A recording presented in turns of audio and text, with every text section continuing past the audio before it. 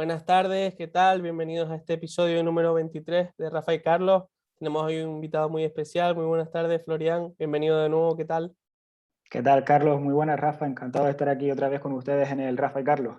Recordar bueno, si no lo recuerdan, Florian es estudiante de periodismo en la Universidad Fernando Pessoa. De hecho, está este curso haciendo sus prácticas ahora mismo en Radio Marca Gran Canaria. Y bueno, también ahora quería preguntarle qué tal le está yendo. Muy buenas tardes, Rafa. ¿Qué tal? Hola, buenas, Carlos. Buenas, Florian. Placer. Vamos a empezar un poco por ahí. Cuéntanos, Florian, ¿cómo está haciendo esta experiencia? ¿Estás yendo a las ruedas de prensa del Granca? ¿Estás haciendo las prácticas no solo en baloncesto, pero cómo estás viviendo esta primera experiencia profesional respecto del baloncesto y de nuestro Granca? Pues muy contento, la verdad, muy interesante, sobre todo porque estoy teniendo la oportunidad de hacer lo que me gusta, relacionado con el deporte, que al final es lo que más me ha gustado siempre. Teniendo la oportunidad de ir a esas ruedas de prensa de FISAC, a los actos del Gran Canaria, ruedas de prensa de la Unión Deportiva Las Palmas y sobre todo tengo la oportunidad también de trabajar con profesionales que me lo ponen muy fácil, como es Cristian Santana, como Néstor, como Cristian Gil. La verdad que un gran equipazo, Roya en la técnica, un gran equipo en Radio Marca, después contigo también, que siempre me facilitas muy buenas informaciones. La verdad es que está siendo una experiencia increíble, se lo comentaba hoy a mi compañero Jorge en Radio Marca, que estamos deseando que no se termine la experiencia en Radio Marca. Creo que me decías que vas a hacer este fin de semana los comentarios, imagino, de tu primer partido, pero así de, no sé, las ruedas de prensa o del mundo de la radio, algo que te esté llamando la atención, positivamente o no. Sí, no, claro, a mí es que realmente la radio es un medio que me gusta mucho, la verdad, no solamente por toda la trascendencia que ha tenido en los últimos años, sino porque a pesar de todo el avance de las tecnologías, la radio al fin y al cabo es un medio que ha conseguido sobrevivir, ¿no? Es un medio de comunicación que a mí personalmente siempre me ha gustado mucho y tratarlo con los temas que lo tratamos, como es el deporte, el granca, el fútbol, todo, pues para mí es un sueño hecho realidad, por supuesto. Entrando en materia, Rafa, hacemos este primer Rafa y Carlos ya con la temporada empezada, 3 partidos de Liga Endesa, la Eurocup aún por comenzar, el Granca ha ganado 2, ha perdido uno, el primero fue la verdad en la prórroga tras perder una ventaja de 25 puntos, el segundo el Barça pasó por encima del Granca y en el tercero con esa victoria de Kramer sobre la bocina, esa canastón, el Granca yo creo que dominó todo el partido y bueno, al final en la segunda parte se puso por delante Unicaja y ese final de infarto. Un poco qué análisis hace Rafa respecto a lo que hablábamos el otro día, ¿cómo ves al Granca? Bueno, para mí hay que decir que es un inicio de temporada 10, es un inicio de temporada soñado. Cualquiera hubiera firmado un 2-1, ¿no? La temporada ha empezado con muchas dudas, porque la pretemporada, bueno, parecía que el equipo no terminaba de funcionar del todo bien, parece que algunos fichajes no encajaban. Albici, un jugador importantísimo, pues comienza la temporada estando de baja, ¿no? Y al final Gran Canaria ha ganado 2 partidos, ha perdido uno, que siempre eso, que es contra el Barcelona, eso siempre entra dentro de lo más probable, ¿no? Pero además hay que decir que Gran Canaria ha ganado 2 partidos fuera de casa, es decir, ha ganado contra Fuenlabrada y contra Unicaja de Málaga. Ahora analizamos un poquito cómo han sido esas victorias, pero ha ganado esos 2 partidos, ¿no? Eso es importantísimo. Es decir, has empezado ganando 2 partidos fuera de casa y tu única derrota ha sido en casa, pero con el Barcelona. Ya sabes que Barcelona y Real Madrid, bueno, el 90% de las ocasiones son derrotas. Ahora tiene Gran Canaria una oportunidad de oro en casa contra Juventud, que será un rival muy complicado, pero es en casa, con público por fin, de poder ponerte 3-1 y eso es un arranque pues idílico, ¿no? Comenzar mal las temporadas, ya sabes que pesa muchísimo, cuesta mucho luego remontar. Así que para mí, al margen de juego y de lo que es el equipo en sí, simplemente en cuanto a resultados, es un inicio soñado. Puesto un poco en contexto la situación, sobre todo por si alguien que nos esté escuchando no ha podido seguir la actualidad de estas últimas 2 semanas del equipo, Florian, a ti no te he escuchado, bueno, sí lo he hecho privadamente, pero no por aquí, ¿qué opinas de la confección de la plantilla? Sabiendo bajas tan importantes como la de Matt Costello, Javier Beirán tuvo muy buenos partidos el año pasado, aparte de evidentemente empezar siendo el capitán y todo lo que pasó, y las incorporaciones pues tan importantes. ¿Cómo has visto tú la confección de la plantilla? La verdad que se hablaba mucho de una plantilla en pretemporada de un gran talento.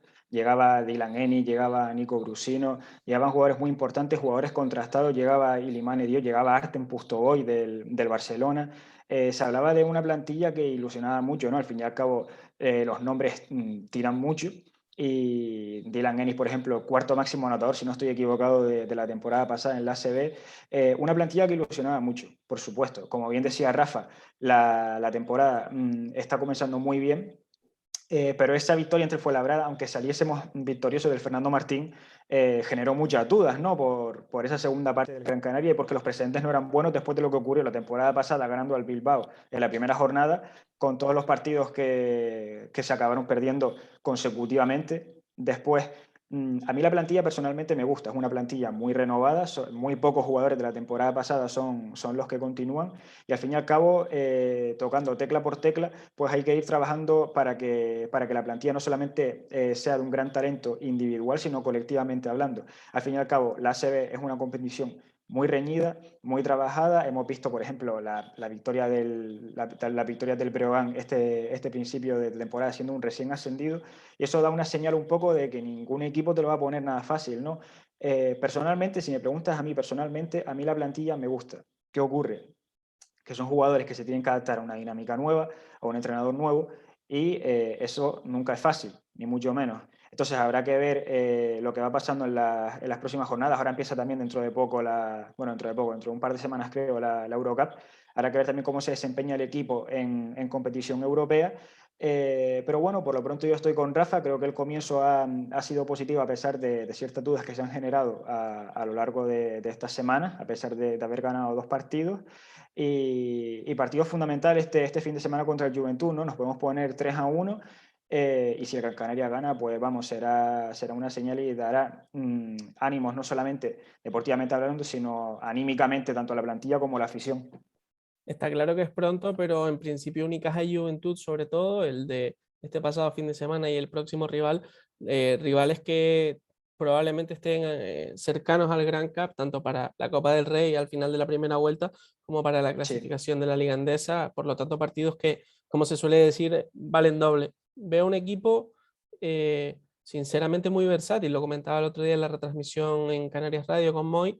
Yo creo que es un equipo que tiene muchas armas, como hemos hablado, Rafa, en programas anteriores. ¿Cómo has visto, si quieres vamos partido a partido? Por un lado hemos visto momentos en el que el Granca dependía mucho de la generación en ataque de Ennis y Slaughter, pero luego hemos visto también muy buen movimiento del balón, especialmente contra Unicaja, y un Granca que también ha sido capaz de defender muy bien en esa primera parte, por ejemplo, del partido en Málaga. ¿Qué tal? Si quieres, bueno, y en la primera parte del partido también en Fuenlabrada. Vamos a hablar, si quieres, de ese primer partido en el Fernando Martín. ¿Qué sensación te dejó? ¿Soy Rafa, yo o es a sí, Florian? Rafa, sí, te Ah, decía a vale, ti. de verdad. Bueno, el primer partido siempre es un poquito una incógnita, el primer partido oficial, es complicado, ¿no? Gran Canaria, pero es complicado para los dos. Gran Canaria, yo creo que fue simplemente un partido con una parte para cada uno. Es decir, Gran Canaria hizo una muy buena primera parte, pero es que Fuenlabrada también juega y estamos jugando en casa, y Fuenlabrada pues hizo una muy buena segunda mitad. Fisac plantea un baloncesto, es cierto, un poco alocado y a veces basándose muchísimo en el talento individual. Sus anotadores más puros son Slaughter y Dylan Ennis, y muy buena parte de las victorias del Gran Canaria van a pasar en las manos de estos dos jugadores. Importantísimo defender. Si tú quieres hacer un baloncesto así, un poquito, digamos, tan versátil, tan, bueno, ya no versátil, sino tan falto de un, de un esquema, de un plan, porque es como mucha improvisación, es como que se improvisa mucho, sobre todo en ataque. Lo principal es defender bien. Si no defiendes bien, eso no va a ningún lado. Y el Gran Canaria creo que está defendiendo bastante bien. Sin embargo, me llamó muchísimo la atención que en Málaga Dylan Ennis hizo un partido pues bastante malo, sobre todo en cuanto a anotación, y Gran Canaria igualmente ganó en una cancha como la de Unicaja de Málaga, muy complicado. Yo destaqué muchísimo durante el verano el fichaje de Miquel Salvó. Me parece otro jugador del perfil de Surna, jugador que viene silencioso, que al final es un jugador que hace prácticamente de todo. El otro día Salvó jugó de 3, jugó de 4, fue de los mejores del partido. Creo que Gran Canaria tiene muchísimas variantes. Tiene que madurar muchísimo, tiene que madurar muchísimo. También tiene que volver al BC, que es una pieza fundamental. Para mí el equipo me está gustando bastante. Una de las cosas que más me ha gustado es que en Fuenlabrada, después de ir ganando 25 puntos, que te remonten y se te pongan 4 puntos por encima, tú ser capaz de reponerte a eso y llevarte el partido, además fuera de casa, es muy complicado. En esa situación lo normal es que ya te dejes ir y al final acabes perdiendo de 10, de 12 y Gran Canaria no fue así. Y en Málaga le pasó un poquito igual, ¿no? Después de una primera parte arriba, al final el Málaga consiguió ponerse por arriba. Hubo un momento, no sé si fue en el último cuarto, Mm, que parecía que Gran Canaria se le escapaba del partido. Y sin embargo, sí. fueron capaces de agarrarse a ese partido y Competir, acabar ganando. Sí, competir. sí, de competirlo es decir, que la madurez mental del equipo es muy fuerte. Lo que pasa es que este equipo, tras lo ocurrido el año pasado, está en tela de juicio y está en... eh, hay muchísimas dudas por parte de los aficionados, pero yo creo que lo que están demostrando que es que el equipo no tiene nada que ver con el equipo de la primera vuelta del año pasado. De hecho, no sé si fueron el año pasado, de los últimos 12 partidos, me parece que Gran Canaria ganó 9. Si no exactamente así, es muy parecido. Creo que Hombre, son 9 de las últimas 12 partidos. Y aquí hemos empezado ganando 2 de los primeros 3. Es decir, estaremos hablando 11 partidos de los últimos 15 ganados con FISAC, ¿no? Es verdad que eres una plantilla diferente y demás, pero bueno, a mí me parece un equipo que tiene muchísimo que mejorar, tiene muchísimo que madurar, pero para la altura que estamos de la temporada, por lo menos en el plano mental, está demostrando estar muy entero y sobre todo que esas 2 victorias son importantísimas de cara a coger confianza y a rodar con mucha más facilidad. por ahí va la parte psicológica, el refuerzo positivo de las victorias, que no tiene nada que ver, lógicamente, es que no solo los jugadores que han sido incorporados este verano, sino que Oliver Stevich y Eiji Slaughter llegaron pasado ese inicio de temporada. Es un Granca, y quiero hacer un poco hincapié en esto, que para mí tiene dos espíritus y tiene que acabar decidiéndose a qué quiere jugar, porque al igual que, por ejemplo, el Juventud, su próximo rival, me di cuenta esta mañana preparando el partido contra la Peña, tiene un jugador muy alto, en el caso a varios, en el caso del Juventud a Tomic, pero también a Sí. jugadores más móviles como Brodzianski o Fischer.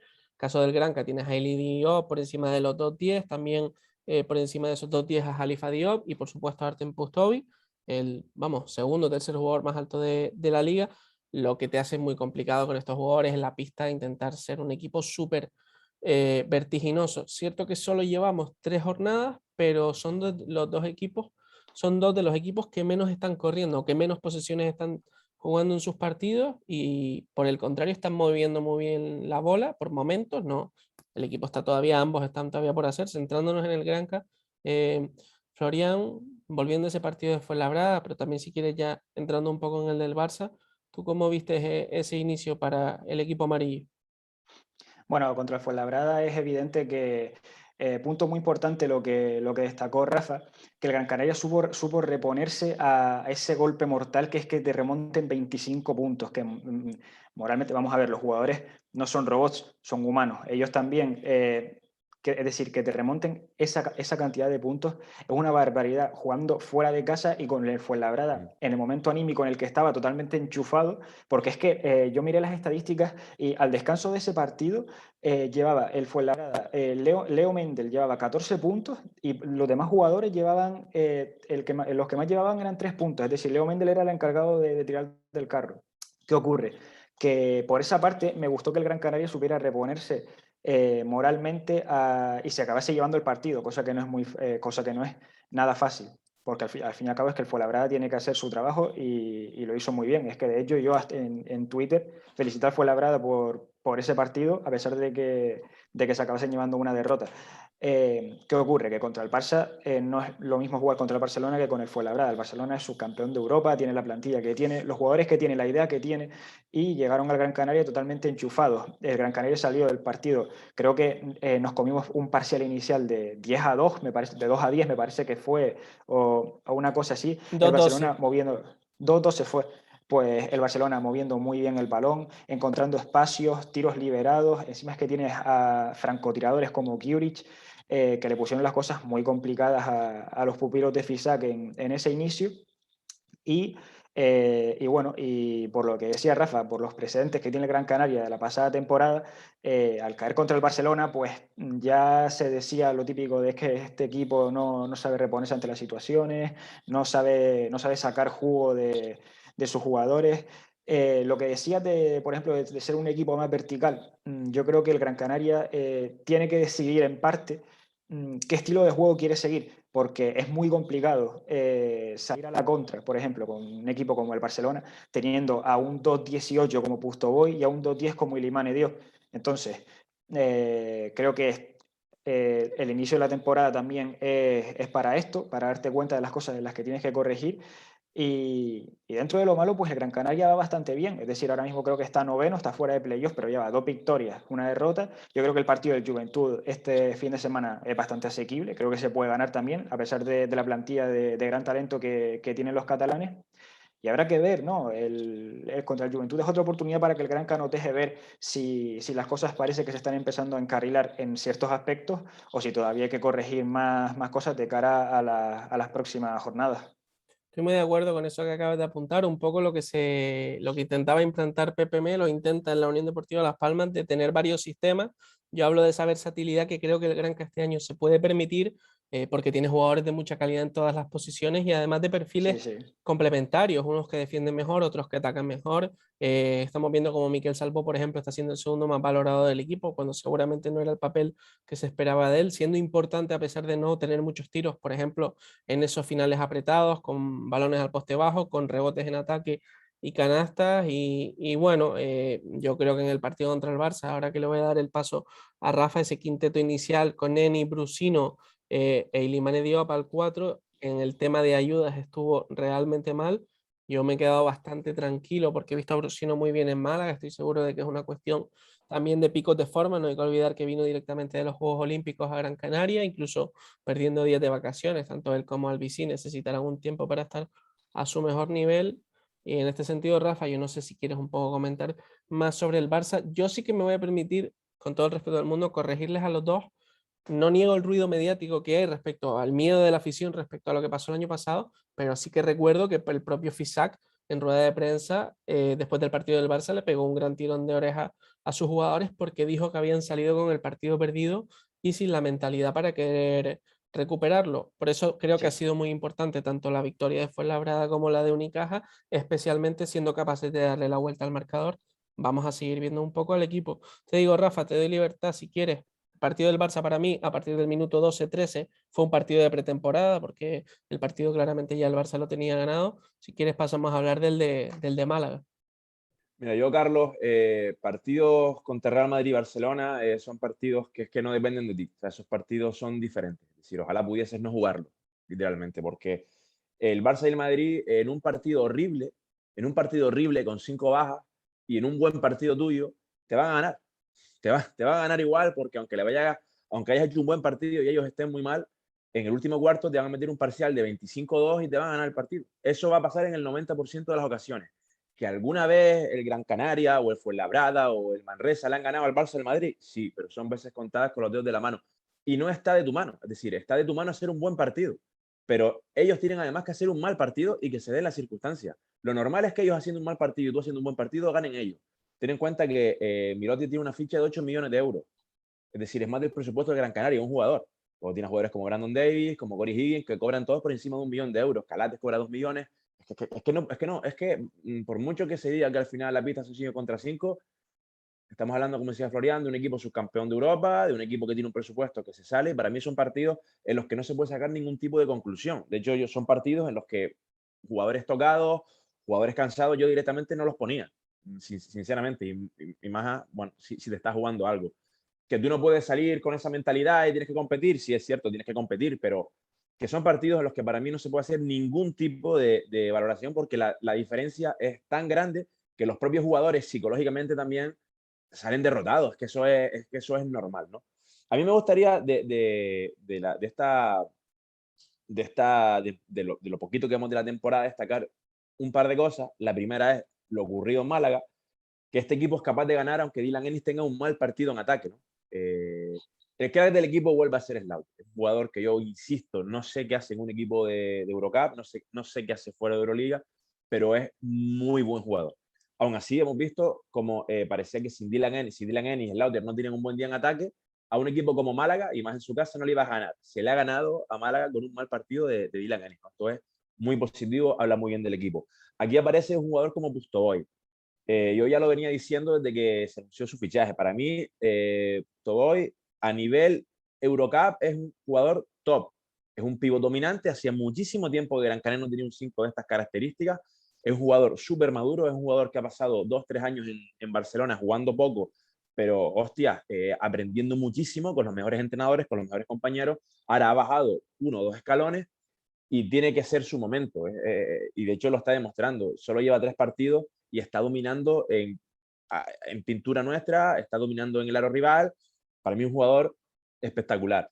Luego, por otro lado, tenemos también a Mikel Salbó. Te digo, Surna 2.0, es el chico que vale para absolutamente todo. Para jugar de alero, para jugar de 4, lucha, brega, jugador que va mucho más allá de las estadísticas, ¿no? Son jugadores que hacen equipo y son jugadores que a mí personalmente me encantan. Surna tampoco llegó haciendo demasiado ruido, parecía un jugador, bueno, de perfil bajo y se ha convertido en imprescindible. Yo, sinceramente, creo que Mikel Salbó va por el mismo camino y además estamos hablando de un jugador que además es cupo. Es un jugador para futuro, un jugador joven y a mí es un fichaje que me encanta. Luego voy con 2 jugadores. Uno es Kramer, el jugador que no sabíamos ubicar demasiado. Me sorprendió muchísimo unas declaraciones de Moncho Fernández hablando de las grandes incorporaciones de la liga y hablaba de Kramer como una de las grandes incorporaciones de la liga. Me llamó mucho la atención, la verdad que desde ese momento me he empezado a fijar un poquito más en él y bueno, el otro día ya hizo un auténtico partidazo.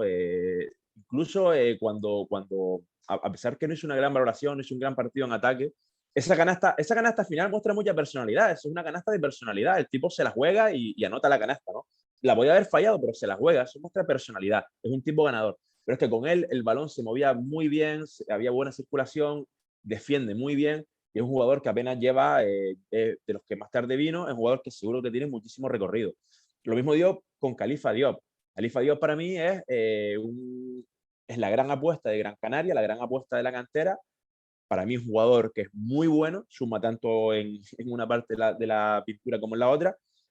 Estamos hablando de un chico de 19 años que ya es importante. El otro día creo que en Málaga hace 12 o 14 puntos, hace un auténtico partidazo y eso que tampoco juega demasiados minutos. Khalifa Diop cuando está en la pista es importante y para mí esta debe ser su temporada. Y la única parte negativa hasta ahora que destaco del equipo, que es a donde quería llegar, es que, bueno, el fichaje de Iliman Diop para ser de 4, sinceramente yo no lo termino de ver. Es cierto que queda mucho tiempo, tiene que todavía que adaptarse, tiene que entrenar mucho, tiene que jugar mucho ahí para llegar a hacerlo bien, pero el otro día ya juega 3 minutos, ¿no? Me da mala... Le preguntaremos mañana a Porfi un poco la circunstancia, porque parece que sale por un golpe en el pecho, a ver qué nos cuenta si realmente hubo una lesión o fue una decisión técnica.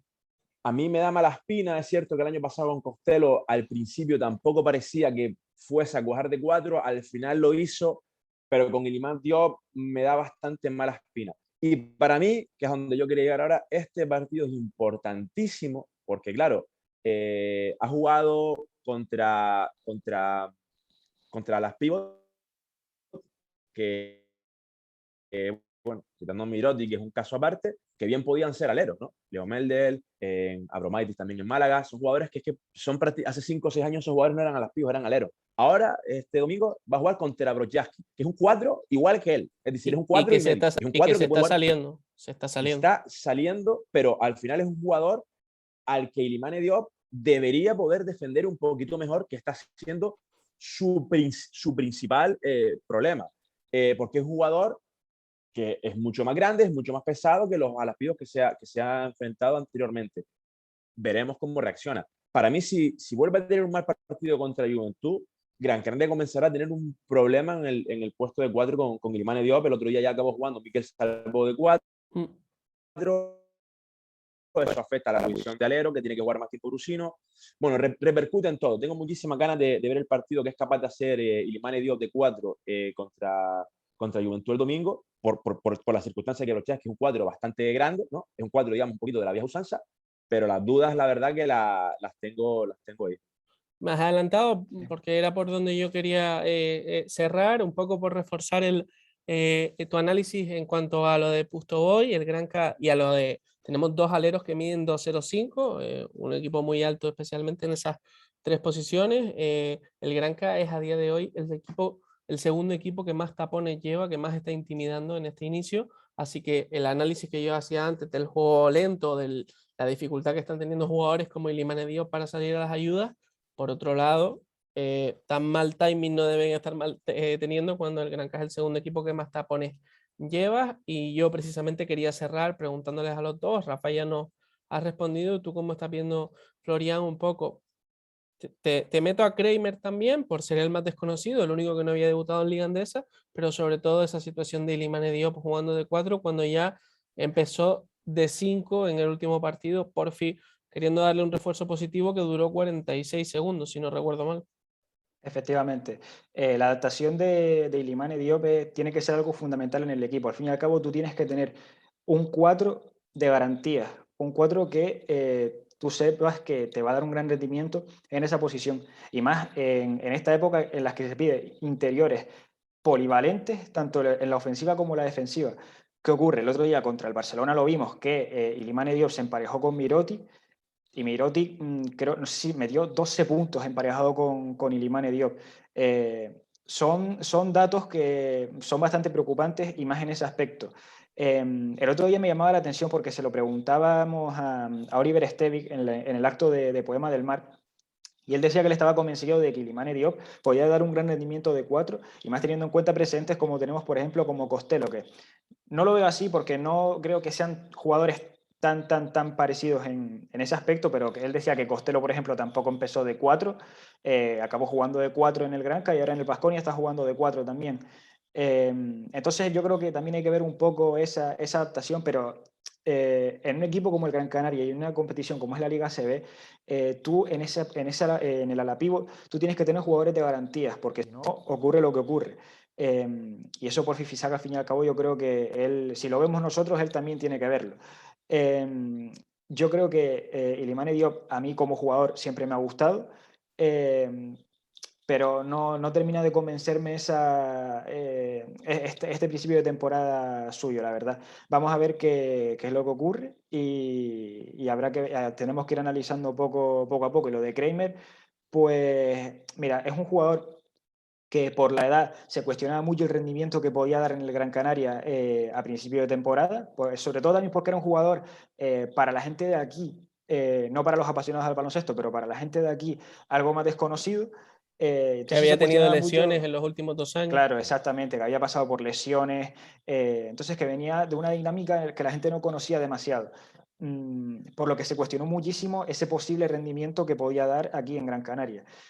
A mí al principio Chris Kramer me daba la sensación de que era un buen defensor, o sea, no es que me da la sensación, me parece un buen defensor, pero también es verdad que en ciertos tramos de partido contra el Barcelona, por ejemplo, me parece que es un jugador que se precipita mucho. Es cierto que se necesitan jugadores que tomen las riendas, ¿sabes? Que vayan para adelante, pero sí que es verdad que me dio la sensación de que se precipitaba en varias acciones a la hora de penetrar contra 3 jugadores, tiros a lo mejor muy forzados. En cualquier caso, es un perfil de jugador que a mí me gusta, que considero que el Granca necesita, teniendo otros pases como por ejemplo Andrew Albisi, y que además puede darle un gran rendimiento a este Gran Canaria, así que habrá que ver poco a poco qué van aportando los dos.